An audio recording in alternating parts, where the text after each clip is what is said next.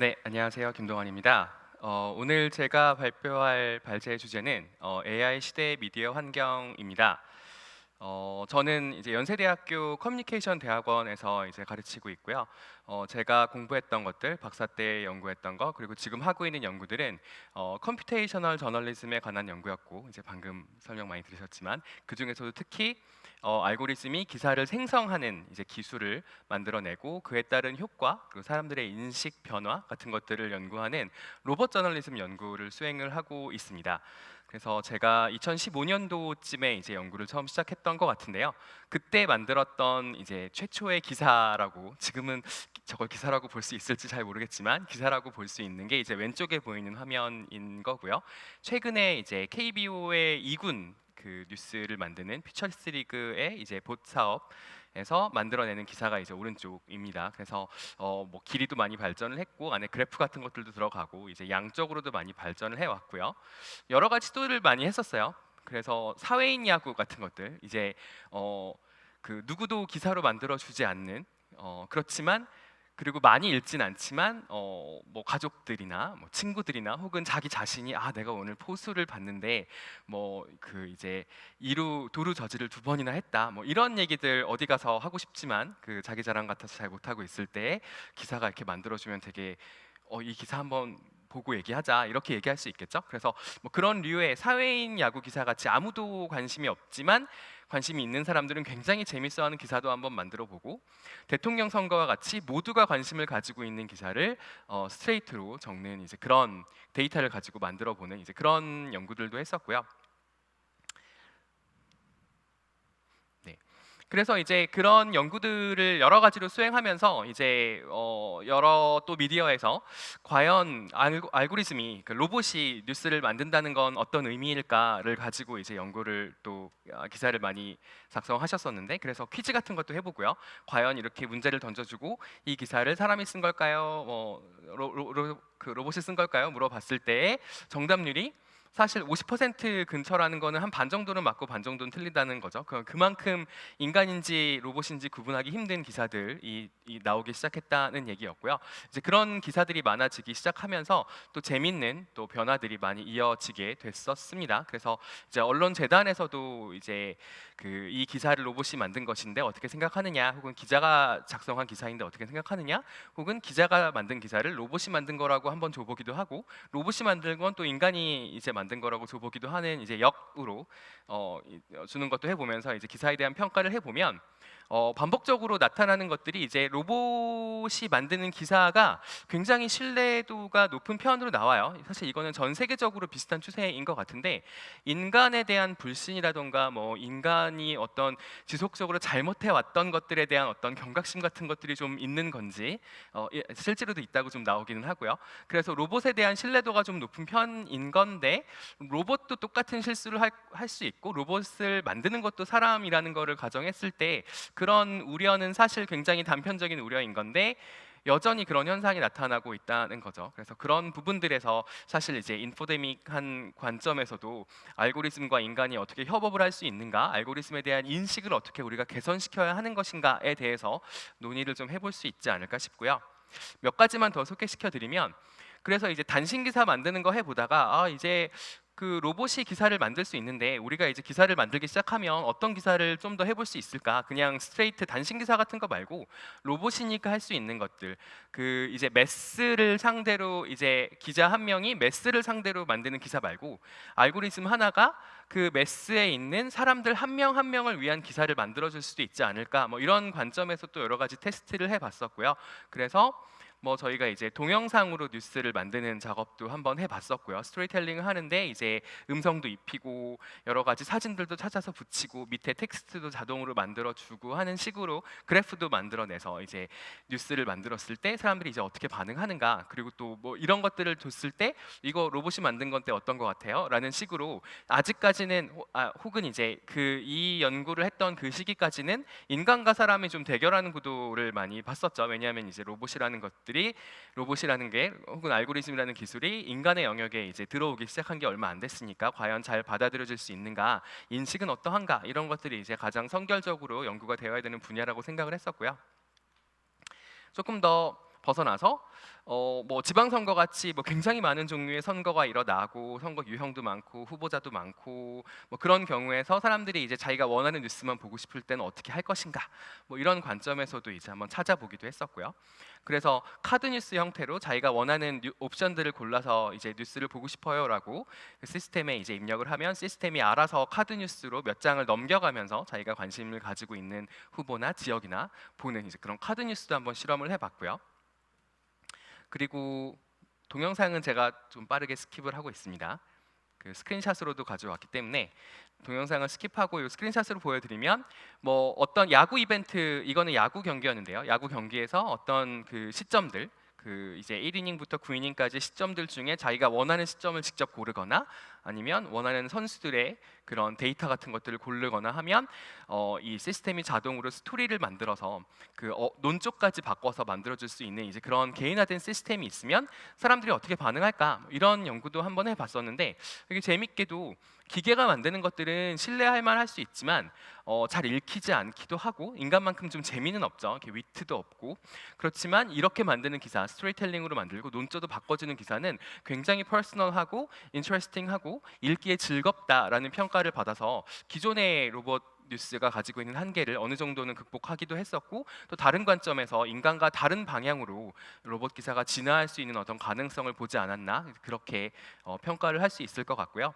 그래서 다양한 시도를 저희가 했었어요. 그래서 이제 이 알고리즘 제가 사실 로봇 저널리즘이라고 보는 분야에서 로봇이라는 말도 약간 이 어감이 그 로봇이 아니라 저희는 사실 알고리즘 기술로 만들어내는 기사인 거고 저널리즘이라고는 했지만 저희가 사실 저널리즘을 만드는 거는 아니고 뉴스를 정보를 만드는 이제 그런 역할을 했기 때문에 사실 엄밀히 말하면 로봇도 잘못됐고 저널리즘도 잘못될 수 있지만 초기에 이제 인간과 같이 협업하거나 혹은 인간과 뭐 적대까지는 아니어도 같이 경쟁해야 하는 그런 어떤 알고리즘이 새로운 포지셔닝을 가지고 있을 때 사람들이 이걸 어떻게 받아들이는가 뭐 그런 것들에 관한 연구였기 때문에 로봇 저널리즘이라고 불렸고 그렇게 연구가 됐었던 것 같습니다. 그래서 그런 연구들을 많이 진행을 했고요. 최근에 발전되고 있는 이제 이 연구의 경향들을 보면 서울대에서 진행한 연구를 보면 지난 이제 선거에서도 챗봇으로 뉴스를 전달하는 걸 해봤어요. 이런 것들은 또 굉장히 새로운 시도인 거죠. 뭐 누가 어떤 아젠다를 가지고 뉴스를 전달하는 게 아니라 내가 어떤 궁금한 게 있으면 나 이런 거 궁금한데 뭐 알려줄래? 친구한테 물어보듯이 옆 사람을 이렇게 옆구리 찔러가지고 그 궁금한 거 이렇게 궁금증을 해소하듯이 뉴스를 들을 수 있다는 것들이 또 굉장히 큰 장점이 되는구나. 뭐 이런 것들도 이렇게 쌓인 로그 데이터를 분석하는 이제 그런 연구들로 이어지면서 또 새로운 결과들을 축적해 나가고 있고요. 이렇게 이제 알고리즘 저널리즘이 이제 굉장히 많은 여러 가지 시도들을 거쳐서 또 많은 언론사나 또 이제 기타 기술 기반의 회사들이 어떤 뉴스를 만들거나 혹은 어떤 정보를 생산을 해서 소셜 미디어들을 통해서 정보를 생산하거나 유통하는 이제 그런 역할들을 많이 해가면서 알고리즘이 어느 정도는 정보의 생산자의 역할을 혹은 유통의 역할을 대체할 수 있다, 대신할 수 있다, 보조할 수 있다는 것들이 이제 좀 그렇게 많이 인식이 돼가고 있는 상황에서 그러면 이런 것들이 뭐 과연 올바른 것인가? 아무 이제 뭐 데스킹 없이 앞에서 편집 권한 없이 누군가 정보를 뭐 검열까지는 아니어도 누군가 검사하거나 아니면 이런 정보가 맞는 정보인지 틀린 정보인지 이게 어느 정도의 가치를 가지는지에 대한 그런 공감대 없이 그냥 형성되고 그냥 유통되는 것들이 맞는 것인가? 뭐 이런 것들을 또 생각해볼 그럴 시기가 되었다고 생각합니다. 지금 기술이 어느 정도 무르익었고 굉장히 많은 시도들이 이루어지고 있기 때문에 그래서 이제 알고리즘이 동작하는 방식 같은 것들을 살펴보면 알고리즘은 기본적으로 이제 블랙박스 속에서 동작을 하기 때문에 어떤 이제 결과를 나타내는지를 이제 저희가 바로 즉각적으로 알 수는 없고 이제 역으로 추론해 나가는 이제 그런 과정이 필요한데요. 최근에 공개된 이제 그런 여러 가지 좋은 알고리즘, 문장을 만들어내는 알고리즘 같은 걸 보면 맨 위에 있는 문장만 넣으면 밑에 문장들을 만들어 줍니다. 그래서 뭐 오늘 신시내티에서 통제된 핵 물질을 실은 열차가 도난당했다. 열차의 행방이 묘연하다 정도로만 작성을 하면 그 밑에 뭐 코빙턴과 애슐랜드 역에서 운영하는 어디에서 발생했고 미국 에너지부는 어쨌고 톰 힉스라는 사람이 성명을 발표했고라는 기사가 나왔는데 사실 이건 모두 페이크 뉴스인 거죠. 이거는 알고리즘이 맨 위에 있는 문장을 가지고 문장을 이제 연결해서 계속 만드는 거예요. 이제 랭귀지 모델이라고 하는 건데 그 이제 인간의 언어를 만드는 그런 방식들을 차용을 해서 계속해서 다음 단어를 이어내서 붙여주고 하다 보면 이런 문장이 나오는데 꽤 그럴싸하죠. 이거는 사실 굉장히 잘 된 케이스 중에 하나고요. 사실은 굉장히 못 봐줄 만큼 문장이 엉망인 경우가 더 많긴 하지만 그럼에도 불구하고 이런 기사들을 이걸 기사라고 부르긴 좀 그렇고 이런 문장들을 만들어낼 수 있다는 거는 이런 기술들이 굉장히 악용될 수 있다는 여지를 주기도 하는 거죠. 그래서 이게 GPT-2라고 하는 기술이었었는데요. 이게 이제 2019년도 2월에 이 알고리즘을 처음 개발을 한 이제 오픈 AI에서 페이크 뉴스라던가 이 성능이 너무 좋아서 아주 정교한 가짜 뉴스를 만들 수 있을 것 같으니 우리가 모델을 공개를 하진 않겠다. 그 대신에 우리가 연구한 결과를 발표하겠다라고 했고요. 한 9개월 뒤에 조금 그 엔진을 업그레이드를 해서 우리가 한 9개월 동안 살펴봤더니 이 정도의 기술로 아직 뭐 사람을 완전히 속이는 것까지 힘드니까 공개를 해도 될 것 같아라고 하면서 같은 해 11월 달에 이제 엔진을 완전 공개를 했어요. 그러면서 이렇게 파워풀한 알고리즘 엔진 같은 것들이 아무나 쓸 수 있는 우리의 손에 쥐어지게 된 거죠. 그래서 그런 상황이었고요. 최근에 GPT-3 한 달 정도 된 것 같은데 GPT가 3라고 하는 버전업이 되면서 기존에 이제 15억 개가 아니라 1,750억 개의 어떤 그 파라미터를 가진 뭐 그래서 성능이 100배인 건가라고 하면 딱 그렇진 않지만 어쨌든 엄청나게 성능이 좋아진 그 데이터를 많이 학습시킨 그런 모델이 나오면서 성능이 많이 늘어서 예전에는 뭐 이렇게 우리가 무기를 손에 쥐었어도 그 무기를 사용하려면 사실 이제 뭐 훈련을 받아야 하듯이 우리가 뭐 총을 쥐어줘도 총을 바로 쏠 수 있는 건 총을 바로 쏠 수 있을 수도 있겠네요. 네, 근데 어쨌든 뭔가 바로 활용할 수 있는 건 아닌데 그런 트레이닝 할 필요 없이 그냥 어떤 알고리즘만 주어지면 바로 뭐에 던져서 결과를 내볼 수 있는 이제 그런 정도의 수준까지 올라간 상황입니다. 그래서 GPT-3라는 것들이 나오면서 이제 우리가 뭔가 가짜 뉴스를 만들거나 뭔가 문장을 그 생성해내고 하는 것들이 이제 조금 더 자연스럽게 또 인간이 한 것과 구분하기 힘들 정도로 이제 만들어낼 수 있는 이제 그런 시대가 온 거죠. 그래서 이 알고리즘이 지금 어느 정도의 기술을 가지고 있는가를 생각해 봤을 때 알고리즘이 가지고 있는 기술을 고려해서 우리가 이런 알고리즘의 역량 같은 것들을 제대로 파악을 하고 특히 알고리즘 기반의 뭐 정보의 생성이라든가 유통이 이루어지고 있는 그런 환경에서 무엇을 걱정을 하고 어떻게 걱정의 실타래를 풀어가야 하는가를 같이 고민하고 같이 논의하는 것들이 이제 지금의 어떤 그런 시대에서는 지금 시기에서는 조금 더 중요한 논의가 되지 않을까라는 생각을 해봤고요. 그래서 이제 알고리즘의 동작 방식 같은 것들에 대해서 아주 간단하게만 얘기를 하면 굉장히 복잡한 세계이고 사실 저도 다 알지 못하고요. 매일매일 새로운 기술이 나오기도 하고 근데 그런 상황에서 알고리즘이 과연 편향적인가에 대해서 사람들이 얘기를 많이 하죠. 알고리즘이 되게 뭐 그 차별을 하는 것 같다. 뭐 이런 얘기들도 요새도 많이 나오고요.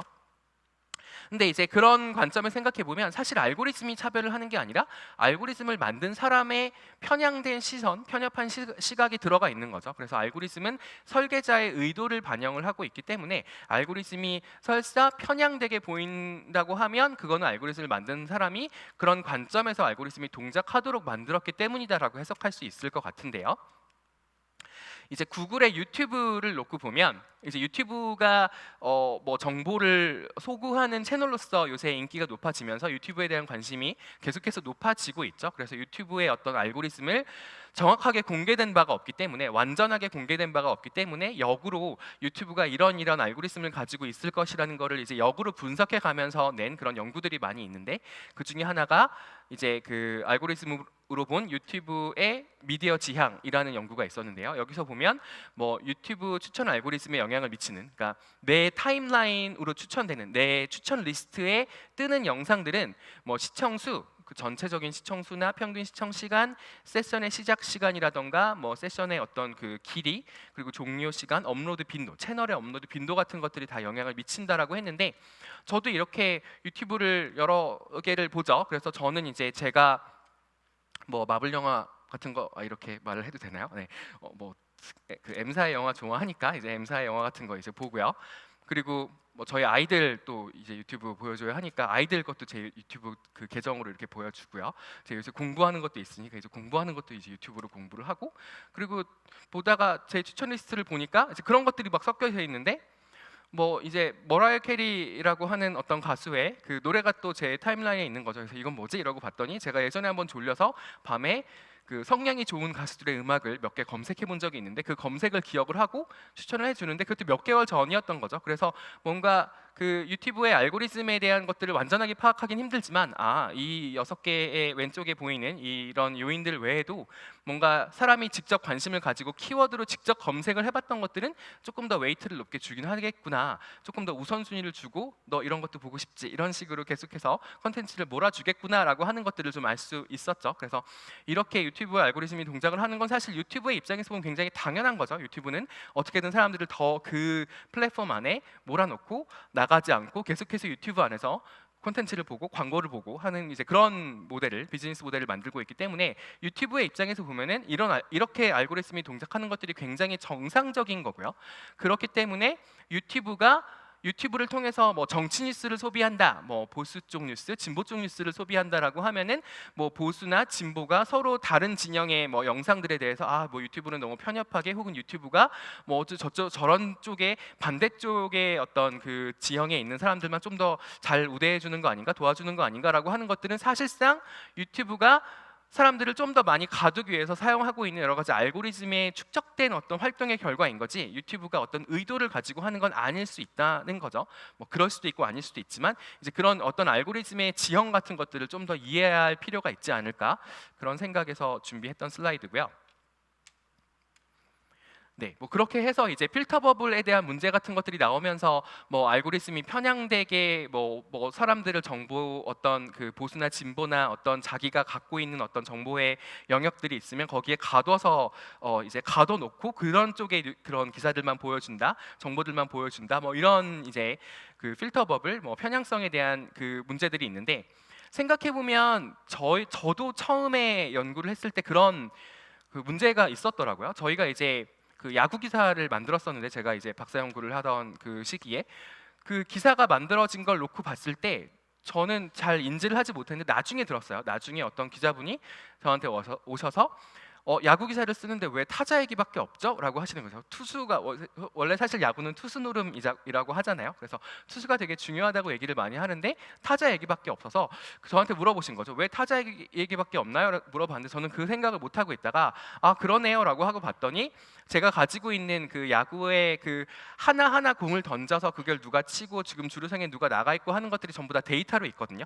그 데이터가 전부 다 타자 기반으로 나와 있는 데이터인 거죠. 누가 뭐를 쳤는데 2루타를 쳤고 2루까지 갔고, 뭐 이런 데이터가 기록이 되어 있는 관점은 이제 타자의 관점으로 되어 있는데, 야구는 투수가 하는 스포츠라는 인식이 좀 있다는 거죠. 그래서 투수가 하는 스포츠인데 투수에 대한 얘기가 없으니까 이거를 야구를 좋아하거나 야구를 좀 아는 이제 뭐 전문가들이 보기에는 이 기사는 좀 이상한데라는 생각을 할 수 있는 건데, 뭐 저는 그 알고리즘의 개발자로서 그런 생각을 전혀 못 하고 있다가 제가 다루는 데이터가 다 타자에 대한 것들밖에 없어서, 혹은 정확히 말하면 타격에 대한 얘기밖에 없어서 이렇게 해석을 했습니다라고 대답할 수밖에 없었던 걸 보면서 제가 의도하지 않았던 편향은 이렇게 만들어질 수도 있겠구나. 뭐 사실 편향이 만들어지는 과정은 훨씬 더 복잡하고 훨씬 더 그 분석하기 힘든 경우가 많을 수 있겠지만 아주 단편적으로는 이런 것들도 문제가 될 수 있지 않을까라고 생각을 해서 이런 문제도 있을 것 같다라는 생각을 했었고요.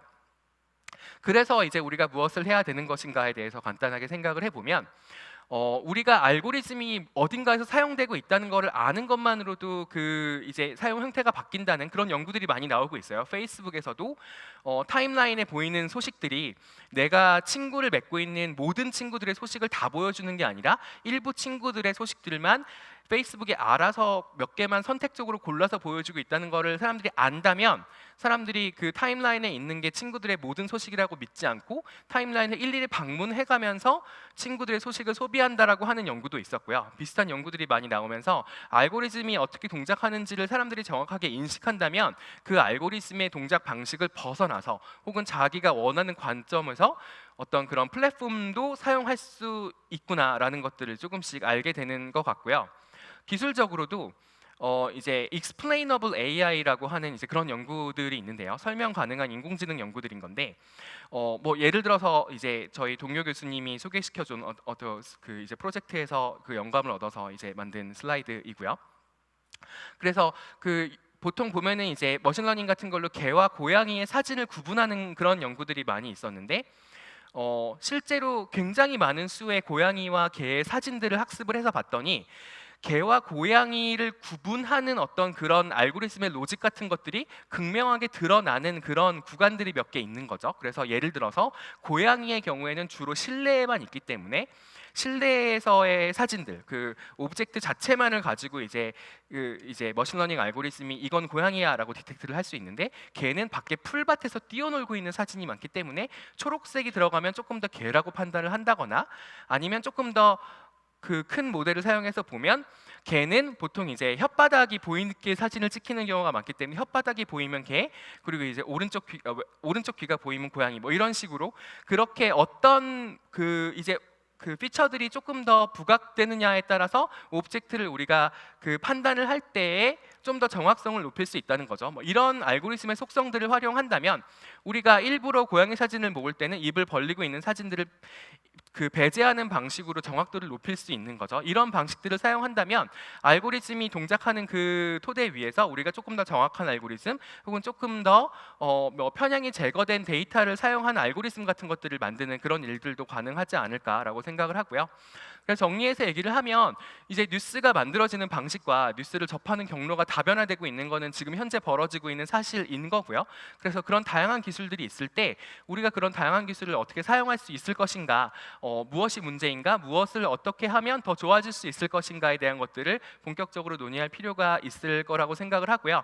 그 안에서 이제 인간이 알고리즘과 같이 협업하거나, 아니면 알고리즘의 역할을 대체해서 인간은 잘할 수 있는 역할을 하고, 알고리즘은 조금 더 많은 데이터를 빠르게 처리하는 역할들로 서로 나누어서 분산돼서 일을 처리하게 되면 좀 더 좋은 결과를 낳을 수 있지 않을까, 뭐 그런 방식으로도 인간과 알고리즘이 협업을 할 수 있다는 그런 새로운 기대를 하게 되었습니다. 그래서 오늘 발제는 여기까지 마치고요. 네, 마이크를 넘기도록 하겠습니다. 감사합니다. 네.